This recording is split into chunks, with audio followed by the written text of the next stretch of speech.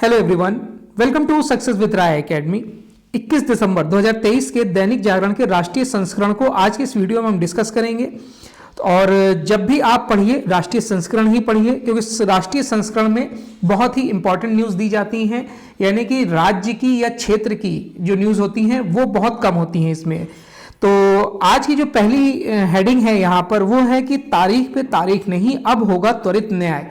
हम लगातार इस जो सत्र चल रहा है संसद का, उसमें कई विधेयक पारित होने वाले थे, जैसे कि ये न्याय वाला विधेयक था, न्यायपालिका वाला, उसके बाद टेलीकम्युनिकेशन वाला जो विधेयक पास होने वाला था। ये सारे विधेयक लगातार पास किए जा रहे हैं। तो कल इस पे ही त्वरित न्याय को लेकर जो 3 कानून बदले गए हैं उसको अमित शाह ने संसद में पेश करके पारित करके राज्यसभा में भी भेज दिया है।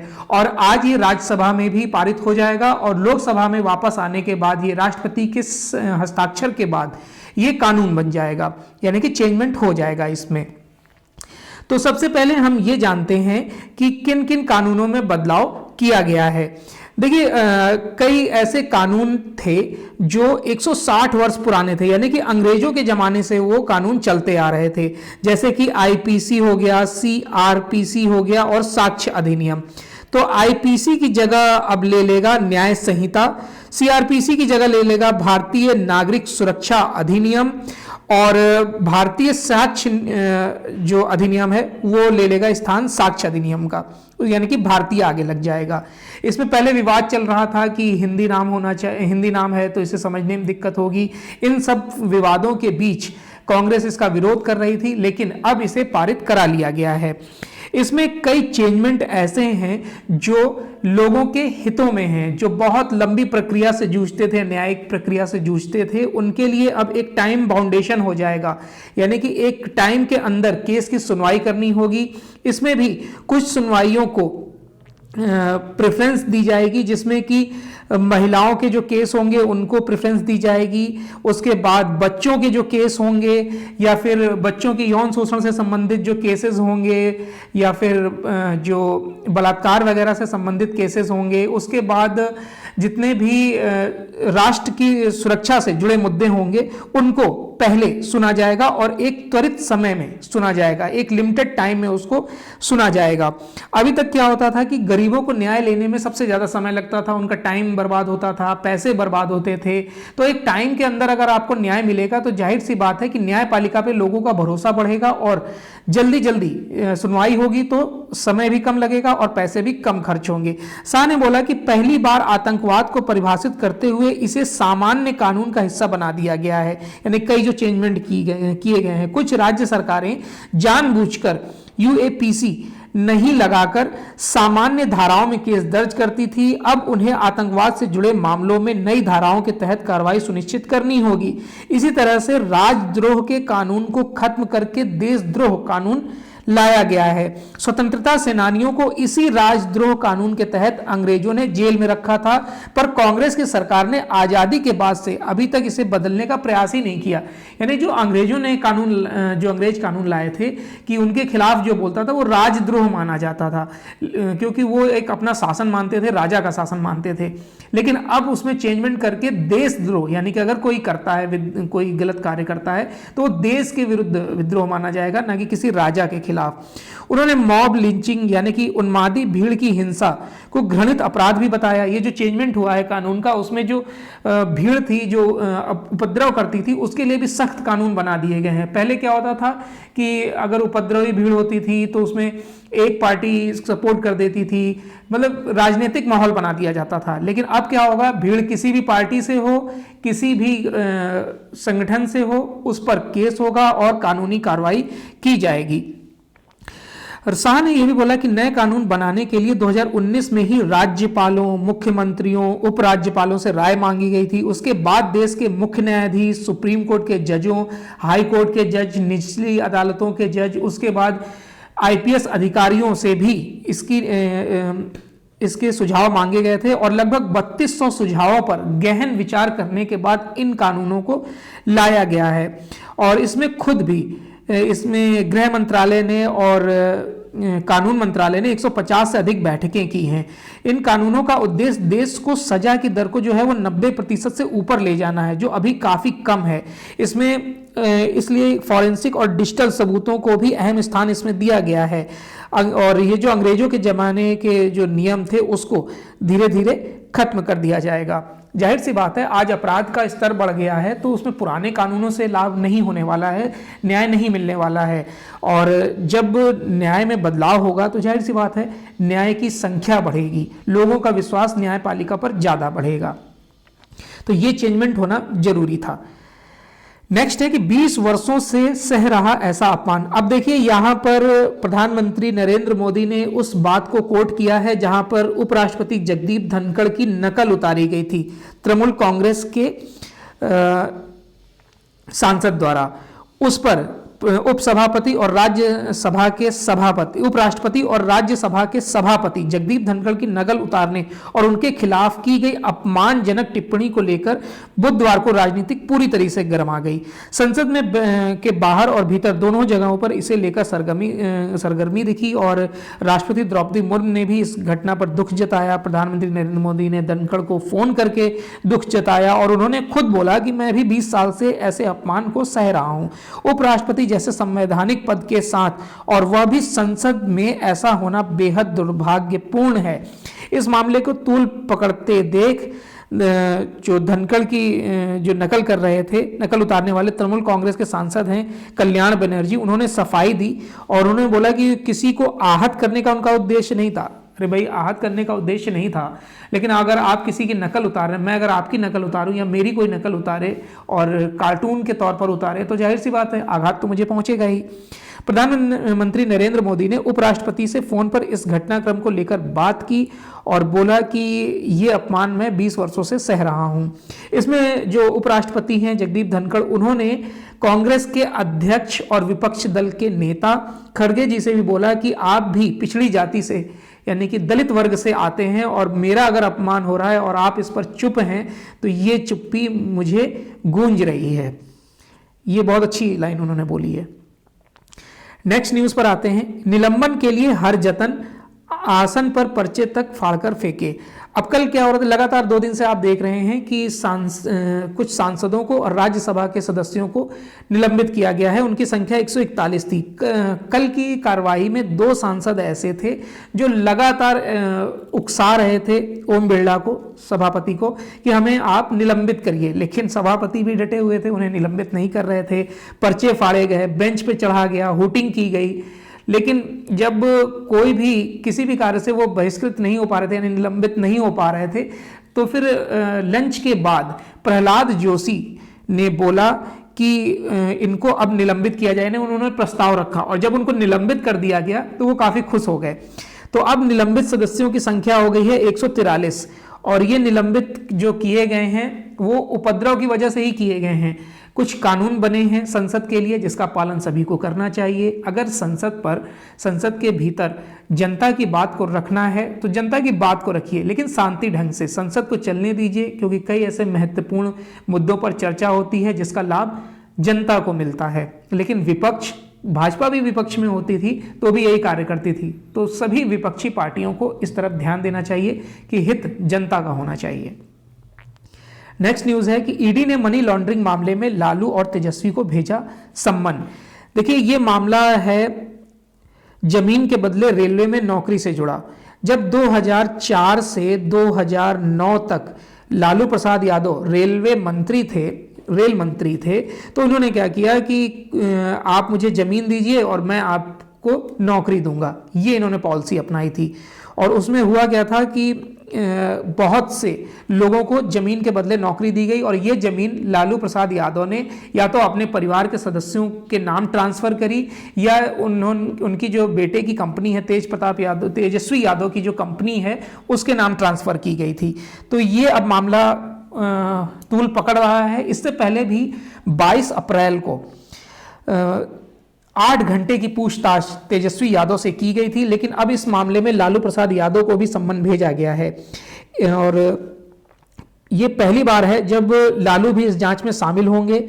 सम्मन लालू परिवार के एक करीबी सहयोगी अमित कात्याल से पूछताछ के बाद भेजा गया है। कात्याल को ईडी ने नवंबर में गिरफ्तार किया था। यह कथित घोटाला उस समय का है जब यूपीए गवर्नमेंट में लालू रेल मंत्री थे। इसमें ग्रुप डी के पदों पर कई व्यक्तियों को नियुक्त किया गया था। उनके बदले इन व्यक्तियों ने अपनी जमीन तत्कालीन रेल मंत्री लालू प्रसाद यादव के परिवार के सदस्यों और इनसे जुड़ी एक कंपनी एके इन्फो सिस्टम्स प्राइवेट लिमिटेड को हस्तांतरित की थी।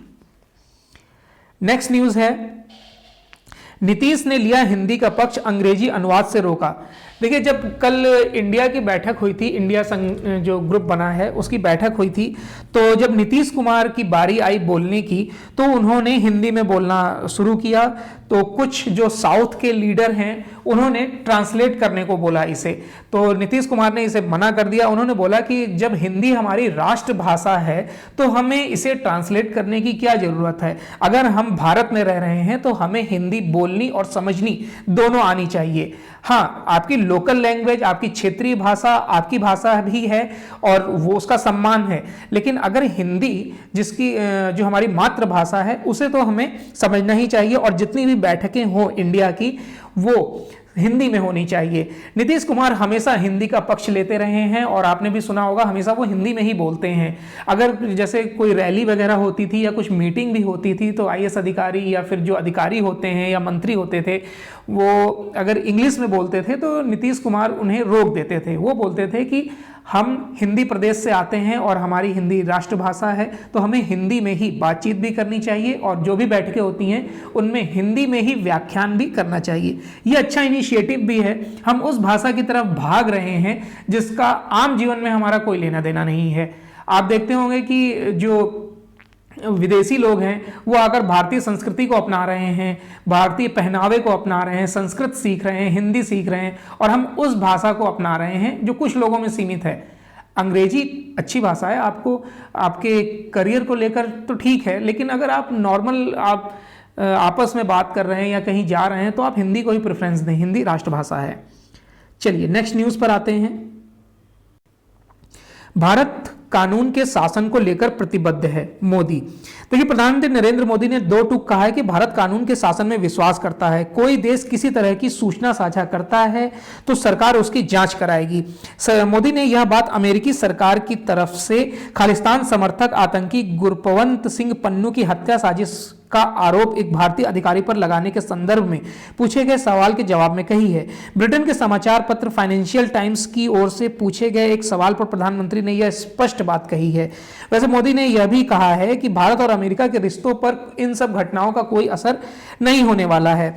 इस पूरे विवाद पर पहली बार प्रतिक्रिया देते हुए प्रधानमंत्री नरेंद्र मोदी ने बोला कि हमारे किसी नागरिक ने कुछ भी अच्छा या बुरा किया है तो हम उस पर गौर करने को तैयार हैं। हमारी प्रतिबद्धता कानून के शासन के प्रति है। उन्होंने कहा कि अगर कोई हमें सूचना देता है तो हम निश्चित तौर पर उसकी छानबीन कराएंगे। इसके साथ ही भारतीय प्रधानमंत्री ने कुछ देशों में भारत से संबंधित प्रकटीकरण तत्वों को गतिविधियों को लेकर चिंता भी जताई है। उन्होंने कहा कि भारत विदेश में रहने वाले कुछ अतिवादी तत्वों की गतिविधियों को लेकर काफी चिंतित है। ये लोग अभिव्यक्ति की आजादी की आड़ में भयभीत करने और हिंसा भड़काने का काम करते हैं। प्रधानमंत्री से जब यह पूछा गया कि क्या इसका असर भारत और अमेरिका के संबंधों पर भी पड़ेगा तो उन्होंने इस चीज से इनकार कर दिया।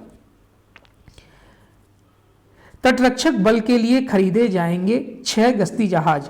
देखिए, केंद्र सरकार सैन्य मोर्चे पर देश को और मजबूत करने में लगी हुई है और इसी क्रम में रक्षा मंत्रालय ने Mazagon dockyard ship builders limited के साथ 1614 करोड़ रुपए का समझौता किया है। समझौते के तहत तटरक्षक बल के लिए अगली पीढ़ी के 6 गश्ती जहाजों को खरीदा जाएगा और रक्षा मंत्रालय ने बताया कि इस सौदे का उद्देश्य समुद्री सुरक्षा के प्रति तटरक्षक बल की क्षमता को बढ़ाना है। सहारा समूह के निवेशकों का एक एक पैसा लौटाएगा केंद्र। अब देखिए, केंद्र सरकार ने कहा है कि सहारा समूह के जो 3 करोड़ निवेशक हैं और 80,000 करोड़ रुपए जो बकाया हैं वो वापस किया जाएगा। सहारा समूह से अधिक धनराशि पाने के लिए सरकार फिर से सुप्रीम कोर्ट जाएगी। सहकारिता राज्य मंत्री बीएल वर्मा ने राज्यसभा में प्रश्नकाल के दौरान पूरक प्रश्नों के उत्तर में यह जानकारी दी है। उन्होंने कहा कि सहकारिता मंत्रालय ने निवेशकों के लिए एक पोर्टल लॉन्च किया है जहां वे अपने फंसे पैसे पाने के लिए आवेदन कर सकते हैं। वर्मा ने कहा कि अब तक 3 करोड़ निवेशकों ने 80,000 करोड़ रुपए वापस पाने के लिए पोर्टल पर पंजीकरण कराया है और उन्होंने कहा है कि हमने 45 दिन में निवेशकों को पैसा लौटाने की प्रक्रिया भी शुरू कर दी है। नेक्स्ट न्यूज है कि टेलीकम्युनिकेशंस बिल लोकसभा में पारित, डिजिटल भारत निधि की होगी स्थापना। हम लगातार 3 दिन से इस न्यूज को डिस्कस कर रहे हैं और इसमें अश्विनी वैष्णव ने बुधवार को बताया कि यह बिल लोकसभा में पारित हो गया है। साइबर सुरक्षा के लिए कानूनी फ्रेमवर्क बनाया गया है ताकि संचार सेवा को सुरक्षित रखा जा सके। वहीं टेलीकॉम उपकरणों के निर्माण, इनोवेशन व टूर जो होते हैं या फिर जो दूर दराज के क्षेत्र होते हैं उसमें टेलीकॉम सेवा की बहाली के लिए डिजिटल भारत निधि की स्थापना होगी। बिल में स्पेक्ट्रम के रिफॉर्मिंग की व्यवस्था की गई है। इसका अर्थ है कि अब 4G के लिए आवंटित स्पेक्ट्रम का इस्तेमाल 5G सेवा के लिए भी किया जा सकेगा। अभी के नियमों के अनुसार 4G सेवा के लिए आवंटित स्पेक्ट्रम सिर्फ 4G के ही इस्तेमाल कर सकते थे। आगामी 22 दिसंबर तक संसद का शीतकालीन सत्र चलना है। इस दौरान बिल को राज्यसभा में पारित कर दिया गया तो जल्द ही यह बिल कानून बन जाएगा। इसमें अश्विनी वैष्णव ने यह भी बताया कि जो BSNL है वो यूपीए गवर्नमेंट में जिस तरीके से कमजोर होता जा रहा था अब वो मजबूत स्थिति में आ रहा है। सरकार उसमें लगातार जैसे कि 1.64 लाख करोड़ रुपए का पैकेज प्रदान किया गया है, उससे BSNL को एक मजबूत संगठन के तौर पर उभारा जाएगा। केंद्रीय संस्थानों में मिशन मोड में भरे जा रहे हैं रिक्त पद। जितेंद्र सिंह, केंद्रीय संस्थानों में रिक्त पदों को मिशन मोड में भरा जा रहा है। देश भर में रोजगार मेलों का आयोजन किया जा रहा है। इसके साथ ही नई नियुक्तियों को विभिन्न केंद्रीय मंत्रालयों, विभागों, सार्वजनिक क्षेत्र के उपक्रमों, स्वायत्त निकायों समेत स्वास्थ्य, शिक्षा संस्थानों और सार्वजनिक क्षेत्र की बैंकों में तैनाती दी जा रही है। केंद्रीय कार्मिक राज्य मंत्री जितेंद्र सिंह ने लोकसभा में बताया कि विभिन्न मंत्रालयों और विभागों में रिक्त पदों को भरना एक सतत प्रक्रिया है और देश में रोजगार सृजन के साथ युवाओं की जो रोजगार क्षमता है उसको बढ़ाना केंद्र सरकार की सर्वोच्च प्राथमिकता भी है। नेक्स्ट न्यूज है, सशस्त्र बलों में अग्निवीरों की भर्ती के काम में तेजी लाए सरकार। देखिए, संसदीय समिति ने यह बोला है कि जो अग्निवीर योजना है अग्निपथ, उसमें जिस तरीके से अग्निवीरों की जो वैकेंसी करी जा रही है उनको जल्द से जल्द पूरा किया जाए और अधिक संख्या में भरा जाए। आपको पता होगा कि जून 2022 में गवर्नमेंट ने अग्निवीर स्कीम एक लॉन्च की थी जिसमें 17 से 21 साल तक के जो युवा हैं, आयु वर्ग के युवाओं को 4 साल के लिए सेना में भर्ती किया जाएगा। जैसे मान लीजिए 100 लोग को भर्ती किया गया तो उसमें 25 लोगों को ही आगे बढ़ाया जाएगा, 75 को रिटायर कर दिया जाएगा। हालांकि उन्हें 10 लाख से 12 लाख रुपए की राशि दी जाएगी, मेडिकल सुविधाएं दी जाएंगी, पेंशन की सुविधा नहीं होगी। तो ये एक पारदर्शी तरीका भी माना जा रहा था। इसमें बोला जा रहा था कि जो ये 25% युवा होंगे वो फिल्टर सैनिक होंगे, यानी कि तेज तरार और सक्षम होंगे, बाकी जो होंगे वो हट जाएंगे। तो इसका पहले तो काफ़ी विरोध भी हुआ, लेकिन अब ये योजना मूर्त रूप में आ गई है और अग्निवीर के 2 बैच सेना में भर्ती हो भी गए हैं। लेकिन जो इसकी कार्रवाई है वो काफ़ी स्लो चल रही है। इसको लेकर संसदीय समिति ने बोला है कि इसकी कार्रवाई को और फास्ट किया जाए ताकि जल्दी से जल्दी और ज़्यादा से ज़्यादा अग्निवीरों को इसमें शामिल किया जाए, क्योंकि 25% ही तो आप कैरी कर रहे हैं ना अगले आने वाले सालों के लिए, यानी कि अगले 15 सालों के लिए। तो इसमें संख्या बढ़ाना जरूरी है। चलिए नेक्स्ट न्यूज पर आते हैं। बाल श्रम उन्मूलन दूर की कौड़ी, संसदीय समिति। अब संसदीय समिति ने यह भी बोला है कि जो बाल श्रम है उसको तो कहीं परिभाषित ही नहीं किया गया है। पहले बताया गया कि देखिए यहां पर दिया भी है, समिति ने कहा कि बाल और किशोर श्रम निषेध और विनिमय अधिनियम 1986 के अनुसार बच्चों का अर्थ एक ऐसे व्यक्ति से है जिसने अपनी उम्र का 14वां वर्ष पूरा नहीं किया है। उसके बाद क्या हुआ कि 2016 में एक अधिनियम पारित हुआ, उसमें बताया गया कि 14 से 18 वर्ष की आयु के बच्चे जो हैं उनको किशोर की अवस्था बोला जाएगा। उसके बाद क्या हुआ कि 2009 में राइट टू एजुकेशन आया, उसमें बोला गया कि 14 से 18 वर्ष तक की बच्चों 6 से 14 वर्ष तक के बच्चों को अनिवार्य शिक्षा दी जाए, तो यानी कि ये भी बच्चों की श्रेणी में आ गया, बाल कानून की श्रेणी में आ गया।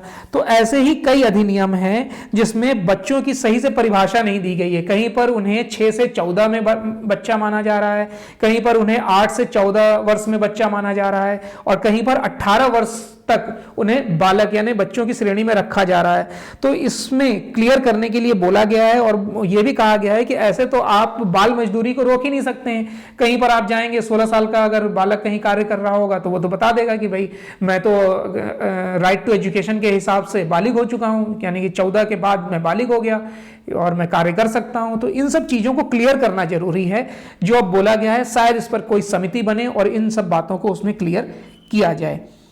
नेक्स्ट न्यूज पर आते हैं जो है बिजनेस पेज। बिजनेस पेज में दो इंपॉर्टेंट न्यूज हैं हमारे लिए कि पीएसयू में विनिवेश की नीति पर सरकार कायम। अब सबसे पहले तो आप ये जानिए कि ये विनिवेश होता क्या है। जब सरकार धन जुटाने के उद्देश्य से या फिर अपने लॉस को कम करने के उद्देश्य से किसी सरकारी कंपनी या सरकारी उपक्रम में कुछ अपनी हिस्सेदारी को बेचती है तो उसे विनिवेश बोला जाता है। सपोज करिए कि जैसे एनटीपीसी है, एनटीपीसी में अगर 2% या 5% सरकार अपनी हिस्सेदारी, गवर्नमेंट की हिस्सेदारी को बेचता है और कोई प्राइवेट या कुछ लोग इसे खरीदते हैं तो इसे बोला जाएगा विनिवेश, और ये जो पैसा मिलेगा वो सरकार अपने पास रखेगी, अपनी योजनाओं में लगाएगी। तो वित्त मंत्रालय का कहना है कि केंद्रीय सार्वजनिक कंपनियों के विनिवेश की नीति पर सरकार कायम है और अपने प्रमुख सुधार कार्यक्रम के तहत सरकारी कंपनियों का निजीकरण और उनका विनिवेश जारी रहेगा। हालांकि चालू वित्त वर्ष 2023-24 में सरकार ने पीएसयू के विनिवेश से 51,000 करोड़ रुपए की प्राप्ति का लक्ष्य रखा था, लेकिन अब तक इस मद में सरकार को सिर्फ 10,049 करोड़ ही प्राप्त हुए हैं। अब माना जा रहा है कि विनिवेश और कंपनियों के निजीकरण की प्रक्रिया तेज हो सकती है क्योंकि पिछले 1 से 1.5 साल में बाजार में खासी बढ़त हुई है और सरकारी कंपनियों के मुनाफे में भी इजाफा दिख रहा है। ऐसी स्थिति में कंपनियों के विनिवेश से अच्छी कमाई की उम्मीद आगे जताई जा रही है। नेक्स्ट न्यूज है, काबू में नहीं आई महंगाई तो थमेगी विकास की रफ्तार। इस साल महंगाई प्रबंधन को लेकर आरबीआई की तरफ से की गई कोशिशें काफी हद तक कामयाब रही हैं, लेकिन केंद्रीय बैंक मुद्रास्फीति को थामने को लेकर संतुष्ट नहीं है। आरबीआई मान रहा है कि 4% की महंगाई दर का लक्ष्य आने वाले समय में हासिल किया जा सकता है, लेकिन जो खाद्य उत्पादों की कीमतों में अस्थिरता और अभी जिस तरह से निवेश बढ़ रहा है उसका असर महंगाई पर भी पड़ सकता है। ऐसे में आरबीआई ने साफ तौर पर कहा है कि अगर महंगाई को लक्ष्य के मुताबिक नहीं लाया गया और उसे उसी स्तर पर बनाकर नहीं रखा गया तो तेज आर्थिक विकास दर भी डगमगा सकता है। केंद्रीय बैंकों का यह बयान तब आया है जब दूसरी तिमाही यानी कि जुलाई से सितंबर 2023 में भारत की आर्थिक विकास दर का अनुमान ज्यादा यानी कि 7.6% रहा है। उतार चढ़ाव रोकने के लिए किया गया विनिमय बाजार में हस्तक्षेप। आरबीआई ने देश की विनिमय दर व्यवस्था को पुनर्विकृत करने के अंतर्राष्ट्रीय मुद्रा कोष के तर्क को खारिज करते हुए कहा है कि विदेशी मुद्रा बाजार में लगातार हस्तक्षेप का मकसद अत्यधिक उतार चढ़ाव को रोकना है। आईएमएफ ने भारतीय अधिकारियों के साथ अनुच्छेद 4 के परामर्श के बाद दिसंबर 2023 से अक्टूबर 2023 के बीच की अवधि के लिए विनिमय दर व्यवस्था की स्थिति को फ्लोटिंग से स्थिर व्यवस्था में पुनर्गृत किया है। आईएमएफ में भारत के कार्यकारी निदेशक केवी सुब्रमण्यम और वरिष्ठ सलाहकार संजय कुमार हंसदा और आनंद सिंह ने विश्लेषण के लिए आईएमएफ द्वारा अपनाई गई चयन की अवधि और देश की विनिमय दर व्यवस्था में जो चेंज किए गए हैं उस पर भी सवाल उठाया है। उन्होंने कहा कि आईएमएफ द्वारा विनिमय दर को स्थिर व्यवस्था के रूप में वर्णित करना गलत है। नेक्स्ट न्यूज है, संजीव को हिंदी और नीलम को अंग्रेजी का साहित्य अकादमी पुरस्कार। सबसे पहले जान लीजिए, साहित्य अकादमी पुरस्कार में 1 लाख रुपए की राशि और प्रशस्ति पत्र दिया जाता है।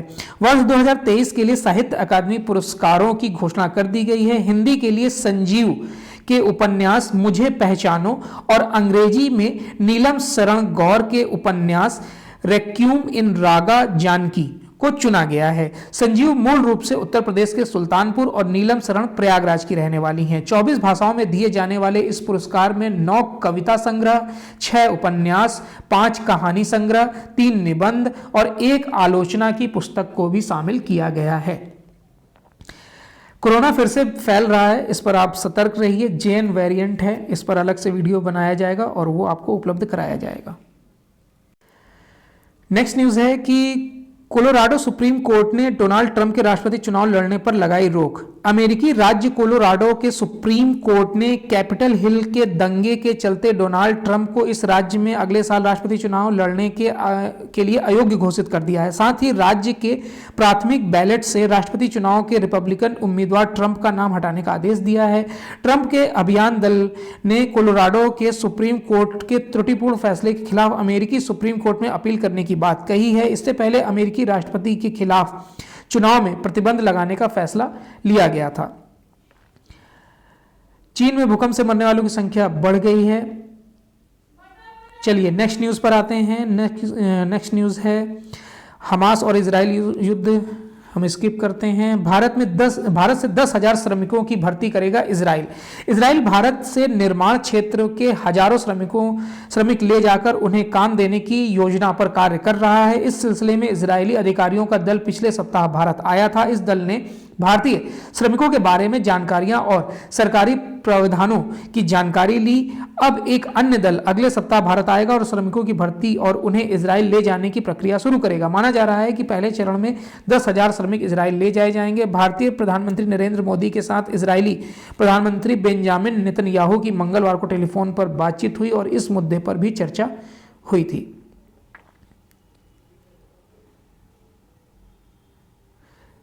भारत को जल्द मिलेंगे 26 राफेल समुद्री लड़ाकू जेट।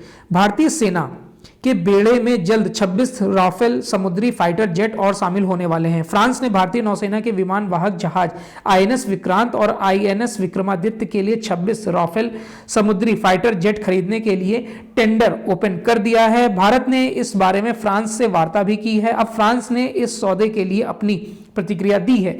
दोनों देशों के बीच अंतर सरकारी फ्रेमवर्क के तहत यह सौदा किया जाएगा। रक्षा सूत्रों ने इस बारे में जानकारी दी है।